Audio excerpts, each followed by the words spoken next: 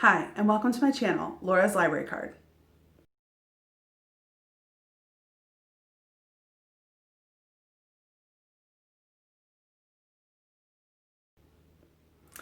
So I actually already recorded this video, and then at the end of it, I realized that I talked about Romanceathon, but had A, named a wrong author, B, never actually discussed what prompts any of the books I read fit, and C, didn't even include all the books. So I just was like, okay, instead of trying to record something and edit it in or tack it on the end, I was just like, we're starting over. So this is take two. So, like I said, I'm going to discuss today my Romanceathon wrap-up and also sort of a stack status because I'm discussing the other books that I finished last week. So to start things off, I wished I would have done a little bit better for the total amount that I read for Romanceathon. I think my Romanceathon TBR was a little ambitious just because I had 5 or maybe even more books on that TBR. And I was not in a reading slump, but I just sort of read my normal amount. And I also was busy, watching movies with my husband, and we had, a session of Dungeons and Dragons, and I cleaned the house. So it was just sort of a normal week of reading for me. I didn't super prioritize this readathon, and that's kind of on me. So real quick, I'll just kind of say what I finished last week. This is the stack status part, which is I finished New Moon, the second book in the Twilight series by Stephenie Meyer. I am rereading the series because I, want to before the release of Midnight Sun, which happens I think in August, and also because I'm planning on doing a video about the Twilight series and sort of my feelings and this reread, currently versus what I used to think in the past. So this was for research. It wasn't for, fun. But I'm having fun. And I am rewatching the movies, and I wrangled my husband into participating too. So I've been kind of writing down things that he has said. We've watched Twilight, we've watched New Moon, and he is mostly full of sarcastic, mocking and saying like, oh my God. But he said a couple gems, so I'm looking forward to making that video. I also finished Hidden Valley Road by Robert Kolker, which is a nonfiction book that I listened to on audio and is about the Galvin family who had 12 children, I think from 1945 to 1965 in America. And ultimately 6 of the 10 boys of the 12 children had a diagnosis of mental illness. For the most part, it was schizophrenia, but there was a little debate on other diagnoses maybe fitting a little better. So the book was really interesting. The author, I think, pretty clearly, did a lot of research and did a lot of interviews with the family members, both ill members and the well members. And it was a really interesting look at both how this family dealt with mental illness. Wow, it's getting really bright in here. Both how this family dealt with mental illness and also how sort of schizophrenia was viewed medically during this time and a little bit before the 40s as well. Sort of discussion of the history of schizophrenia, from a psychology and, psychotherapy and drug standpoint was really interesting.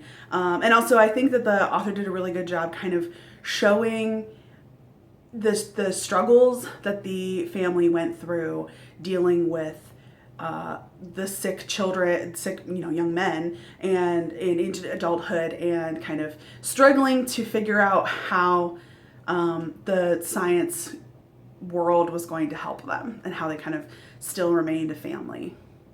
So I really enjoyed that book. I'm not really sure how to rate a nonfiction book, but I enjoyed it. It held my interest the whole way through. 4 stars, I guess? I don't know. So, on to Romanceathon.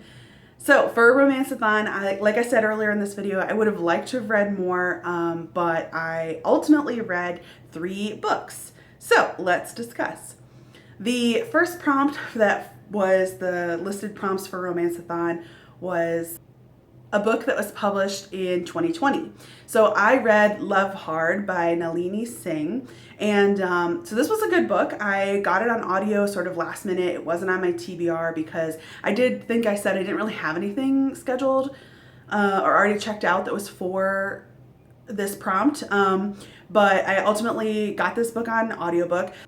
I listened to Love Hard on audiobook, and I thought the narrator was a little weird because she read everything in her normal voice, American, except for when people were speaking, because the characters are from New Zealand and Samoa, and so then she was trying to do a New Zealand accent. I'm not a very good judge of that. I thought it was okay, but it was kind of throwing me off to switch back and forth at the start of the book. The book is a sports romance, which I've not read very much of until the last year or so, and even then it's like less than a dozen books. So it's the story of Jacob and Juliet. He is a big-time rugby star in New Zealand, and he has known Juliet from his past. They went to high school together, and Juliet was the best friend of Jacob's, high school girlfriend, who he got pregnant.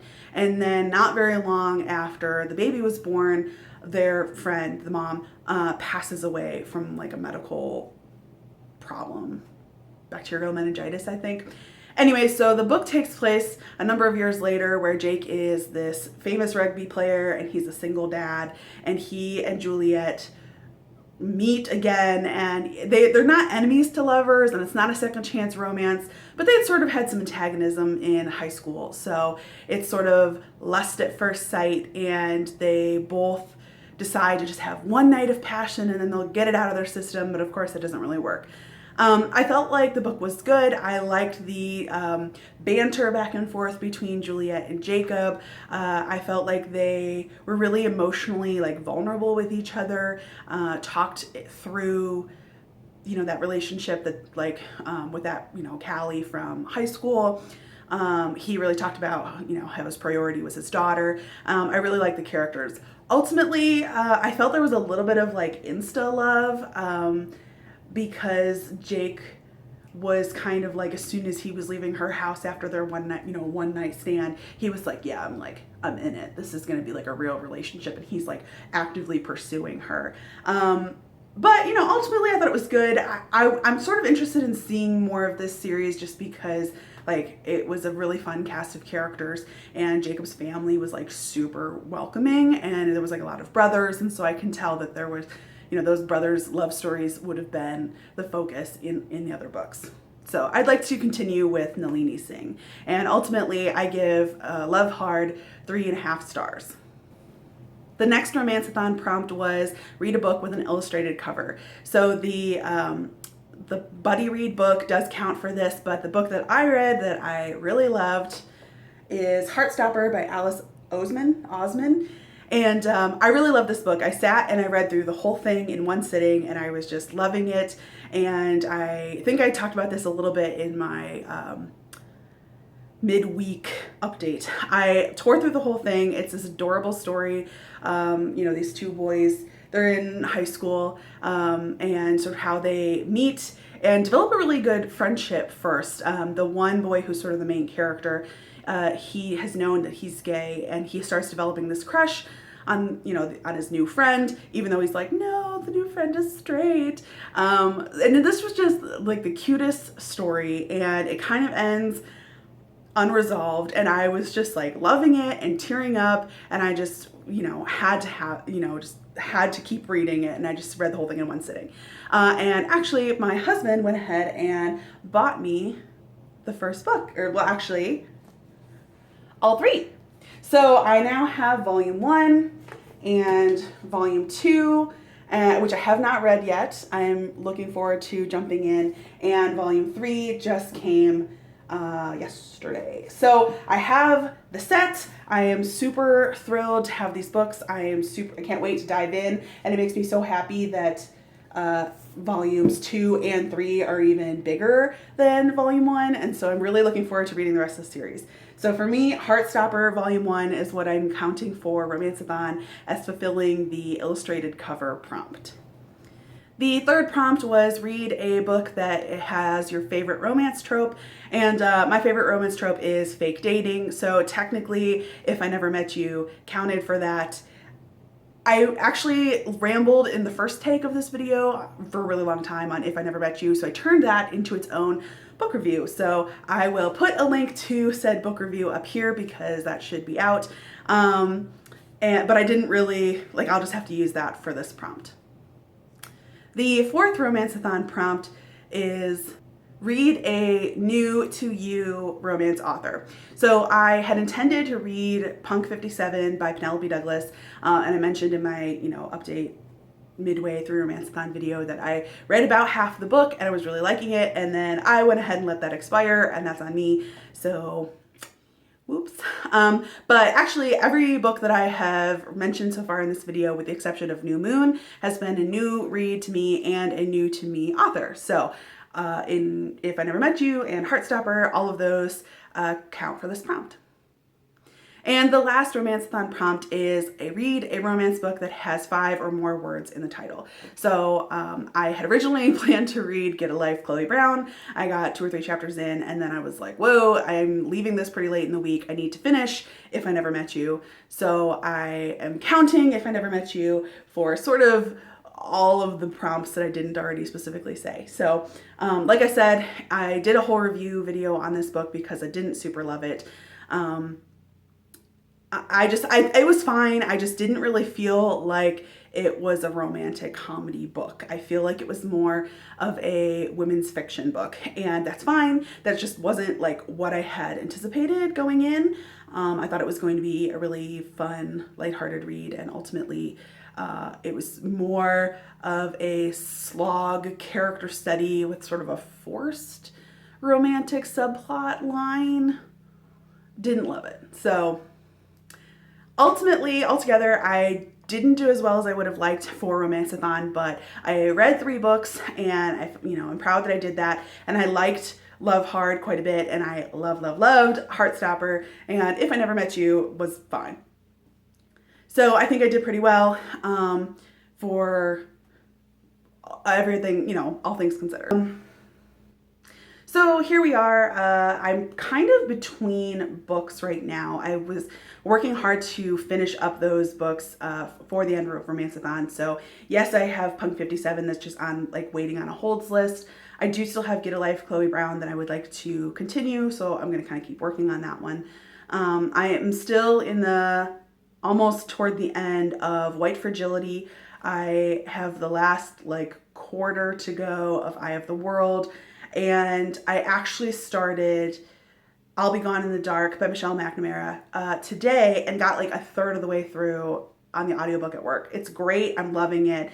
It's not too gruesome, but Michelle McNamara and the editor, I think, did a really great job in the book. Her writing's really engaging, and it's not too detailed, too graphic, but also really is chilling to hear about the victims of the Golden State Killer. So there you have it. That is my take 2 for Romanceathon Wrap-Up and what I've been reading in the last week or so. Go ahead and check out my If I Never Met You video review, and go ahead and comment down below if you had a totally different opinion about If I Never Met You, or if you have anything to say about any of the other books I've read. If you want to just gush about Heartstopper, amen. Please comment down below because I love that book and it's a new favorite. Otherwise, thanks so much for watching. Please like this video, subscribe to my channel. You guys are the best. Thanks. Bye.